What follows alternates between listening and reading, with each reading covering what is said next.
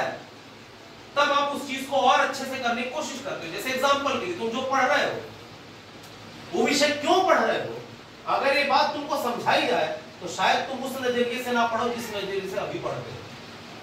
10th वाला बच्चा ये सोच के मैथ्स पढ़ा था कि 10वीं के बाद मैथ्स नमस्ते हो जाएगा। बता रहा हूँ, एक बात बता रहा हूँ मैं, आर्ट्स वाले और बायो वाले तुम बैठे हो ना, मैथ्स वाला कोई नहीं, इसलिए बात बता रहा हूँ मैं। अधिकांश जो लोग आर्ट्स बायो कॉमर्स लेते हैं वो 10th तक मैथ्स ये सोच के पढ़ते हैं मैथ्स खत्म, पलट के नहीं देखते। पर विज्ञान वालों को मैथ्स धोबी पछाड़ मारता है 11वीं फिजिक्स की शक्ल, और आर्ट वालों को अभी नहीं मारेगा, वो जब 12th कंप्लीट करके ग्रेजुएशन में कदम रख के जब आगे सिविल सर्विसेज इत्यादि की तैयारी करेंगे ना, तब पछाड़ मारेगा। तब तुमको समझ में आएगा कि 10वीं के स्तर का मैथ्स पढ़ने के लिए तुमको हजारों रुपए की सीख देने पड़ रहे। जो काम तुम्हारे स्कूल में तुम्हारे टीचर्स ने एक प्रॉपर व्यवस्था के तहत करने की कोशिश की थी, उसको तुमने उस समय नहीं लिया, उसको तुम कईयों हजार देकर ग्रेजुएशन कंप्लीट होने के बाद कुछ विशेष जगहों का मैं नाम लूं, बिलासपुर, दिल्ली इत्यादि, वहां जाके करेंगे। और इस चीज को पढ़ना कोई बहुत बड़ी बात नहीं होती।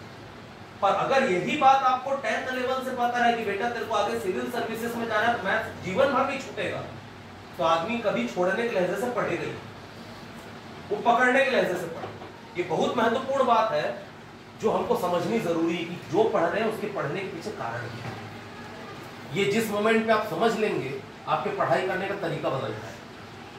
वो एक कहावत है ना, आवश्यकता आविष्कार की जननी है वाला। वो आविष्कार क्या है? तुम्हारे पढ़ने का तरीका, और आवश्यकता है कि तुम इसको क्यों पढ़ रहे हो। एक सीधी सी बात आपको बताऊं, कितने बच्चे ऐसे हैं जो स्मार्टफोन चलाना जानते हैं, प्रॉपर टच स्क्रीन स्मार्टफोन इत्यादि चलाना जानते हैं, करते तो होंगे, ऐसे बैठे देखे सारे साधु पूरे छत्तीसगढ़ के यहीं पर है नहीं। तुम में से कोई अपने घर में पापा भैया किसी का फोन उठा के कुछ नहीं करता ना, ऐसा रखे रहता, उसको छोड़ देते नहीं। कितने लोग जानते हैं चलाना? कितनों को गूगल में सर्च करते आता है, कितनों को यूट्यूब में कुछ वीडियो इत्यादि सर्च करते आता है, कितने ऐसे हैं जो गेम वगैरह खेला करते होंगे घर में, है कि नहीं? हाथ ऊपर करिए। ऑलमोस्ट सभी ऐसा मैं मान के चलूं? ठीक है। दूसरी बात, आप में से कितनों को ये स्मार्टफोन आज से 5 साल पहले भी चलाते आता था इतनी अच्छे से? कुछ, अब हाथ कम हो गए। अगर मैं 2-3 साल पहले और चले जाऊं तो शायद ये हाथ भी ना उठे। अब बात करते हैं जरूरत। बात है कि आज से 5-1 साल पहले, कोविड टाइम के पहले की बात कर रहा हूं मैं, स्मार्टफोन हर घर की जरूरत था ही नहीं। बहुत से घर ऐसे थे जिसमें पेरेंट्स अगर फोन चलाते थे कीपैड में संतुष्ट थे वो लोग, उनका फोन बात करने का काम आता था मात्र। कोविड पीरियड में लोगों को समझ आई कि बहुत सारी चीजें ऑनलाइन हो रही है, खासकर पैसों का लेन देन जब से ऑनलाइन हुआ है, हर कोई एंड्रॉइड रखना प्रेफर कर रहा है कि कुछ नहीं भाई, कम से कम जेब में कैश लेके कौन घूमे, ऑनलाइन पे कर दूं। सही बात है। उस मोमेंट पे जब कुछ जरूरतें सामने आई, लोगों ने फोन खरीदे भी और अपने आप चलाना भी सीख गए। कि आपने इसके लिए कोई कोचिंग ट्रेनिंग स्कूल ज्वाइन किया था? आप जो फोन चलाते हैं कि आपने उसको कोई सर्टिफिकेट पाके सीखा है क्या चलाना? आपने उसका कोई स्कूल ज्वाइन किया था? नहीं किया था, पर सीखे ना। क्यों सीखे? क्योंकि तुम्हारी आवश्यकता है।